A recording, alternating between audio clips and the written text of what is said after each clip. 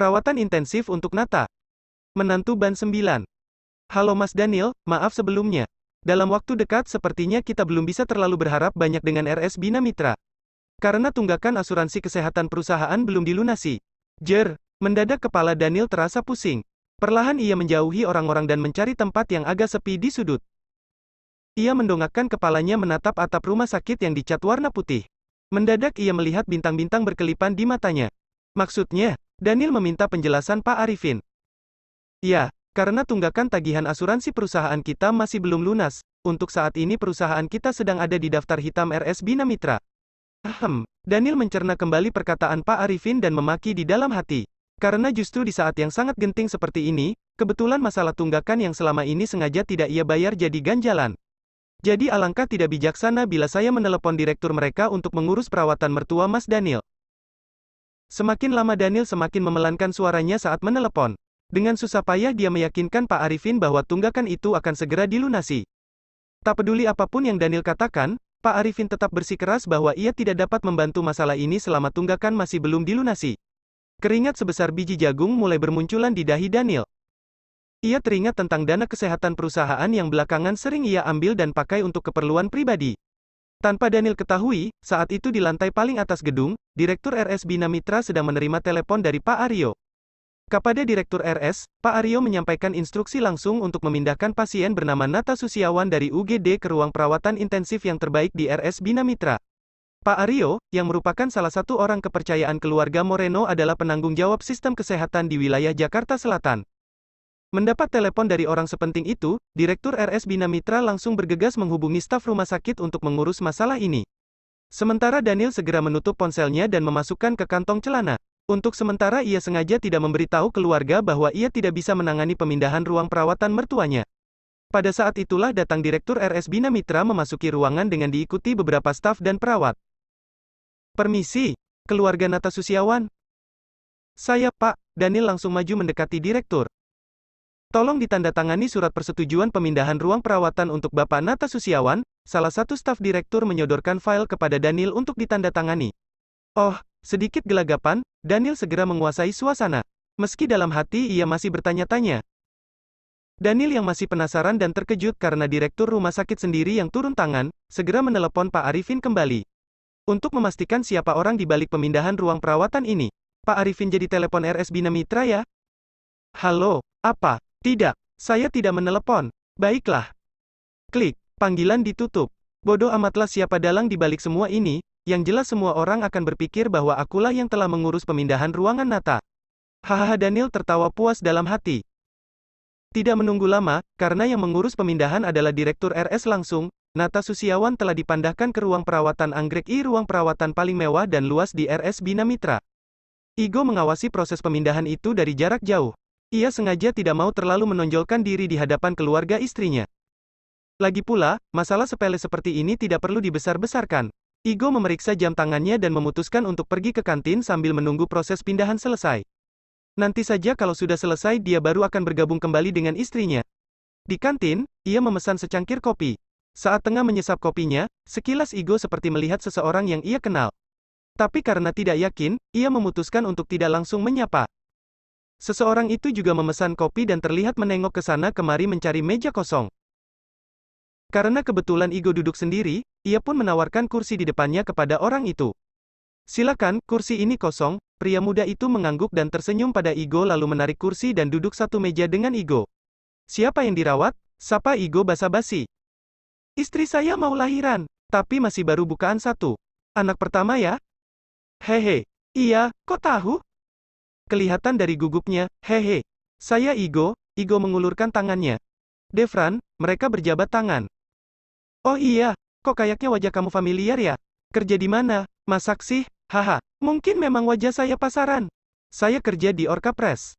Oh, pantas sepertinya tadi tidak asing lagi. Soalnya istri saya editor di Orca juga. Waduh, dunia ini sempit ya? Banget. Kamu inget nggak waktu itu kamu ngingetin aku pas di toilet karena tas aku ketinggalan? Waktu itu kejadiannya adalah saat Igo baru membelikan perhiasan untuk Sophie. Saat Igo mampir ke toilet, ia hampir saja meninggalkan bungkusan berisi perhiasan. Untung ada petugas kebersihan yang mengingatkan Igo bahwa bungkusannya ketinggalan. Nah, petugas kebersihan yang waktu itu menemukan kotak Igo adalah pria muda yang saat ini ada di hadapannya. Waduh, Mas. Maaf saya lupa, pria muda itu menggaruk kepalanya. Ya tidak apa-apa, tapi, saya ingat kok, jawab Igo tenang sambil memperhatikan tahi lalat di puncak hidung pria muda di hadapannya. Tanda itulah yang membuat Igo yakin betul bahwa ia tak salah orang. Igo merogoh sakunya dan mengambil dari dalam dompetnya black card yang bisa dijadikan sebagai alat ganti pembayaran. Mungkin memang inilah cara dia untuk membalas budi pada pria muda ini. Igo mengulurkan black card pada pria muda itu. Apa ini mas? Ini. Sebut saja kartu ajaib. Saya merasa sangat berhutang budi pada kamu waktu itu. Jadi sekarang giliran aku buat bantu kamu. Kamu bisa pakai kartu ini untuk melunasi biaya persalinan istri kamu. Titip saja kartunya sama bagian administrasi, biar nanti aku yang ambil. Sebentar lagi aku hubungi bagian administrasinya untuk konfirmasi surat kuasa kartu itu. Harus diterima ya, Igo bangkit berdiri sambil menepuk bahu pria muda itu. Dotet, terima kasih, mas. Ini. Belum sempat pria muda itu menyelesaikan kalimatnya, tapi Igo sudah berjalan menjauh darinya. Ruang perawatan baru Nata dilengkapi sofa untuk menerima tamu dan sebuah jendela besar menghadap langsung ke taman. Ruang anggrek I berada di sayap timur rumah sakit sehingga melalui jendelanya yang lebar, kita dapat melihat matahari terbit setiap pagi. Tak henti-hentinya semua orang memuji Daniel karena kesigapannya mengurus pemindahan ruang perawatan. Gila ya, direktur langsung yang turun. Iya, nyesel dulu aku gak ambil kamu sebagai menantu, salah seorang kerabat berbicara sambil menepuk-nepuk bahu Daniel. Igo mana? Gak tahu, ngilang gitu aja. Beda banget sama Daniel yang cekatan dan sigap. Itu menantu Nata yang satu lagi kok ngilang-ngilang gak jelas. Daniel kembali menegakkan bahunya. Dalam hatinya tertawa keras karena dia sendiri sebenarnya tidak tahu siapa yang mengurus pemindahan kamar ini. Hidung Daniel kembang kempis menikmati setiap sanjungan dari para keluarga. Bersambung. Bab 10. Bertemu mantan kekasih. Ponsel Igo kembali berdering. Nama Dokter Prima terpampang di layar depan. Halo, dok. Gimana, mas? Pak Nata sudah dipindahkan ke ruang anggrek I belum?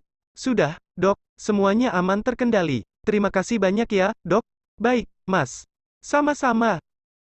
Tak lama setelah dipindahkan ke ruang perawatan intensif anggrek, yang merupakan ruang terbaik di rumah sakit itu, Nata akhirnya siuman. Akhirnya papa sadar, Trixie langsung mendekati Nata. Aku ada di mana? Papa di rumah sakit, Pak. Kok kayak di hotel? Nata bertanya pada putrinya seperti orang linglung. Iya, Pak. Ini ruang anggrek. Ruangan paling mewah di sini, dengan sengaja Trixie mengeraskan suaranya. Kok bisa? Nata yang masih terlihat lemah tidak menyelesaikan kalimatnya. Ia memandang ke sekeliling ruangan yang memiliki interior pilihan. Mulai dari tirai berbahan premium di jendela, karpet bulu, sofa kualitas terbaik, fitur multimedia, dan terakhir ia meraba kasur lembut tempatnya berbaring sekarang. Ia memandang kepada putrinya dengan penuh tanya. Lalu tanpa diminta, Trixie menceritakan kronologis kejadian yang menimpa papanya. Trixie bercerita runut sekali seolah ia sedang membaca buku. Dimulai dari saat Nata pingsan di rumah, lalu Trixie yang sibuk menghubungi pihak rumah sakit.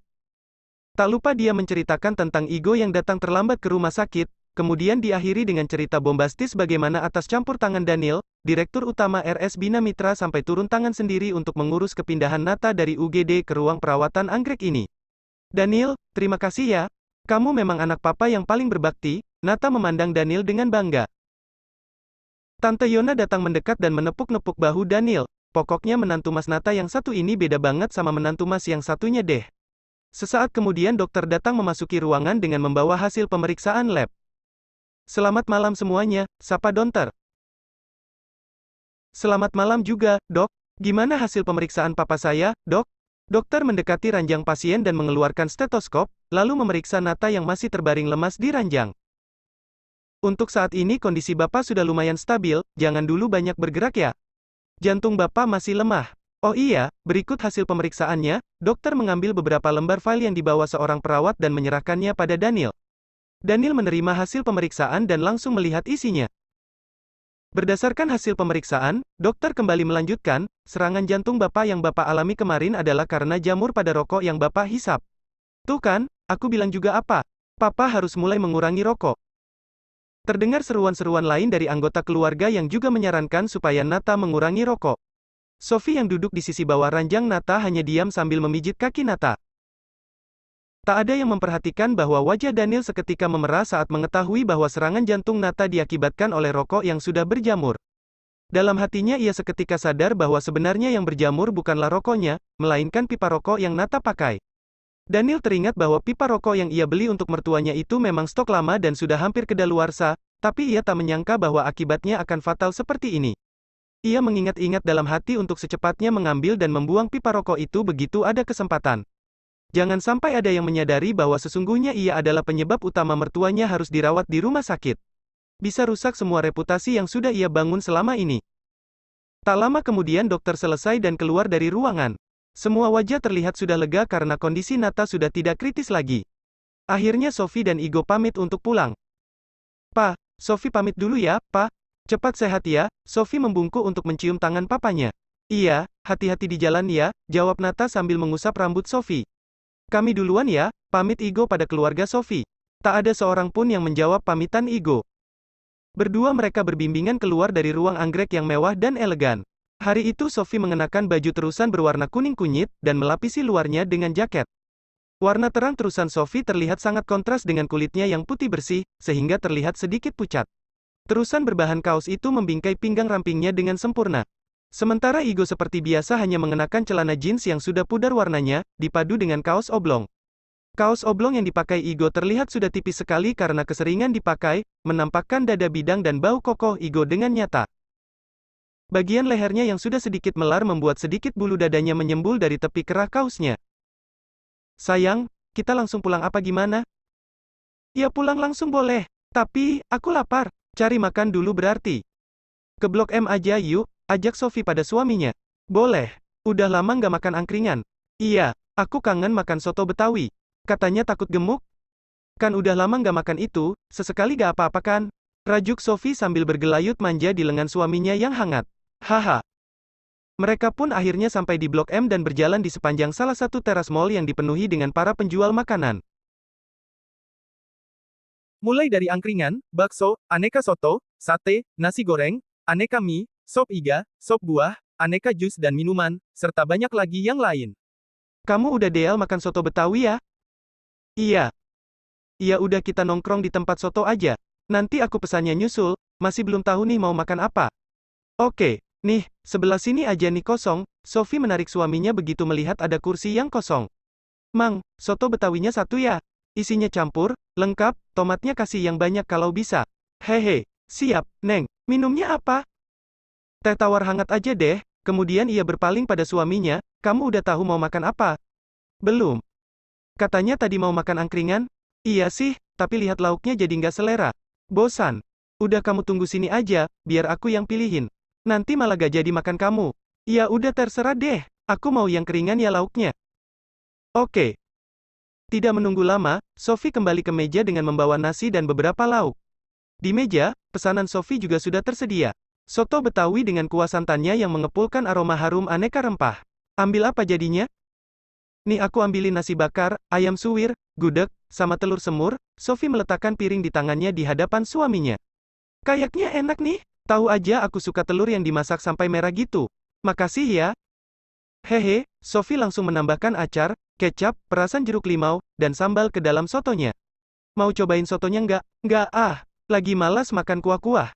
Ini aja udah cukup. Kamu mau telurnya? Kayaknya enak kalau dimakan sama kuah soto." "Boleh, dikit aja tapi."